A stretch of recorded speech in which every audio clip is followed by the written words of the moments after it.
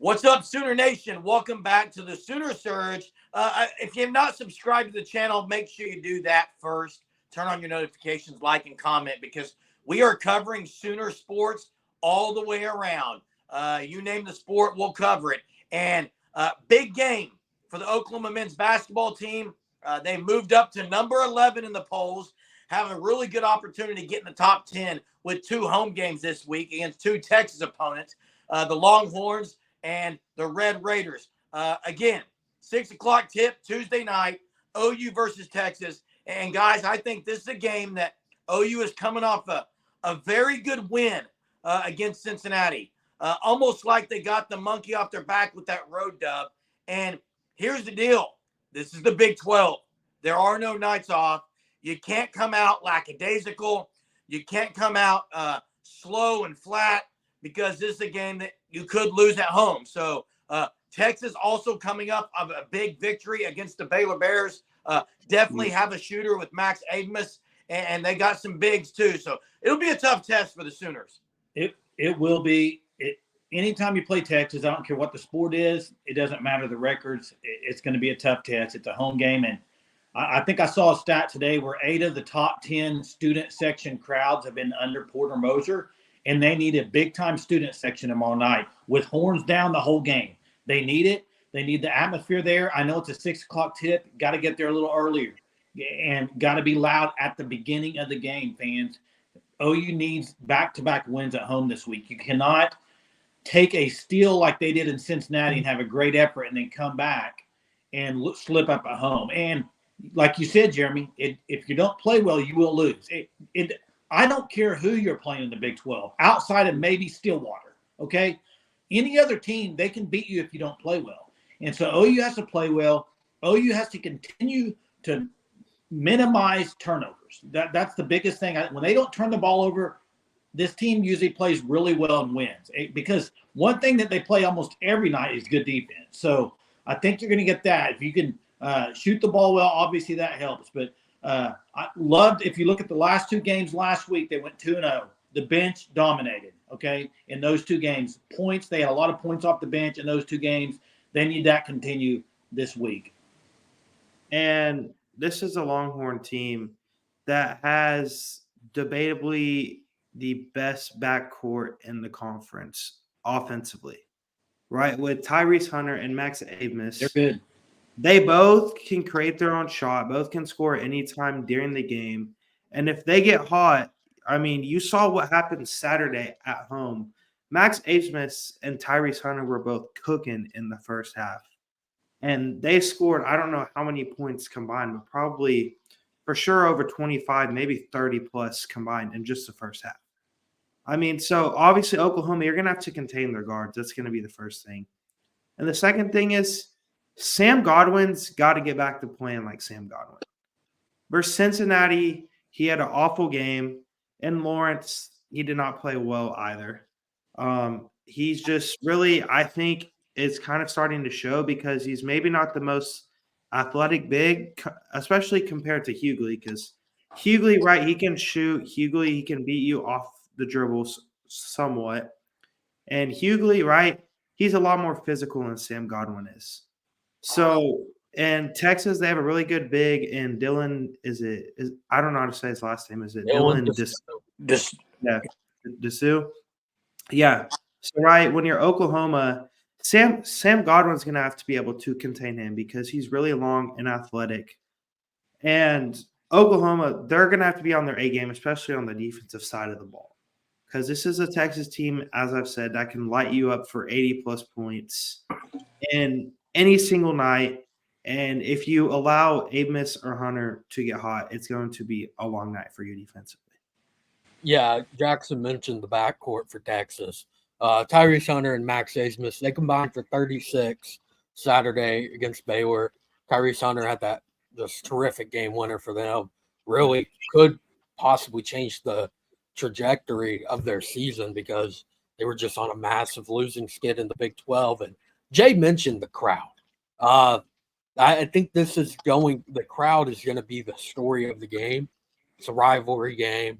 We all saw how Rodney Terry acted like an absolute child last week at home over the horns down issue because he got beat by UCF and he was butthurt over it. 6 o'clock tip is the issue. OU is going to have to play really well with a weak crowd for most of the first half. That's just the truth. It's no one's fault. I mean, you cannot get It is somebody's fault, though. Get out there. The fans have to show up. No weak crowd is acceptable.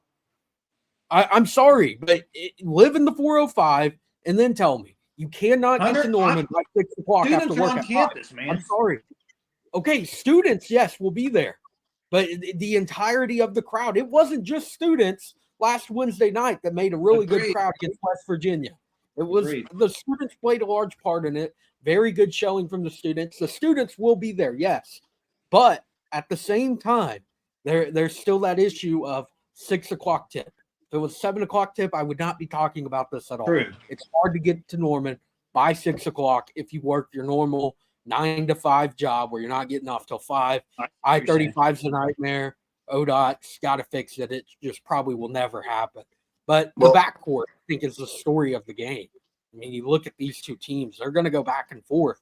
You have JV and McCollum, who's coming off of a good performance. Milo's Uzan, not so much. He was 2 points against Cincinnati, 1 for 6 from the field. Got to be better. And Uzan has been better through pretty much all of Big 12 play, minus that game on Saturday. So I think you're going to need that big-time performance from Milo Uzan and Javion McCollum to win this rivalry game at home.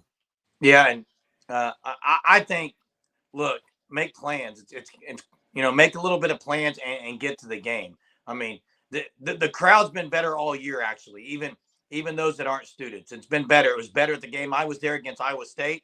That was during a holiday break. I understand people are off work. I expect the crowd to actually show up tomorrow. But one thing to note here, guys, before we get to score predictions, OU's pretty good at defending the three. I will say that. OU's strength on defense, I think, is guard.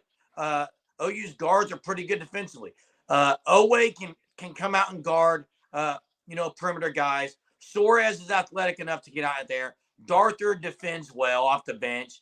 So, and Godwin, Jaxon, you bring up Godwin. The problem with Godwin is they're going to lay off him and sag off him so much. So the only thing he can give you is a pick and a roll. That's it. That's all he can give you.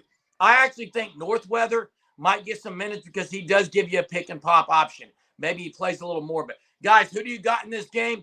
I think OU is going to win this game. I think OU is kind of taken the next step under Porter Moser with that gritty, tough win the other day. That was impressive to me, that when they all started going against them, they still found a way. That's impressive. And I think they find a way again against Texas. And I think they win. I'm going to say in double digits, guys, 10 or more. I'm going to go Oklahoma 78-71. I think once again, the difference in this game will be the bench. I just do. I think Suarez is playing at an elite level right now.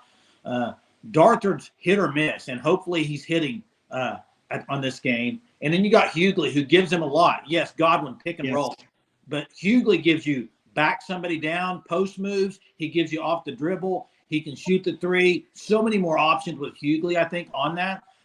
But Godwin gives you that pick and roll that with you got Uzan or McCollum, he's great off of it. So they got different areas there that they can do. And here's what I hope happens is that OU is not tight, because last year against Texas at home, if y'all remember, I think maybe the last 2 years, they just couldn't hit shots. They were wide. They had some wide. I mean, yes, they had Groves brothers missing threes left and right, but they had great looks and just couldn't buy buckets. I know last year at home. So hopefully this is a game they're shooting the ball well and they get the win. I'm going 78-71. Yeah, I think this is going to be a track meet of a scoring game. I think we have two of the best guards in the country in Max Abmas versus Javion McCollum. I think it's going to be an offensive show. I think Oklahoma, they're going to win in a close game. I think it's going to be 88-84 Oklahoma. And I have Javion McCollum going for 25 points.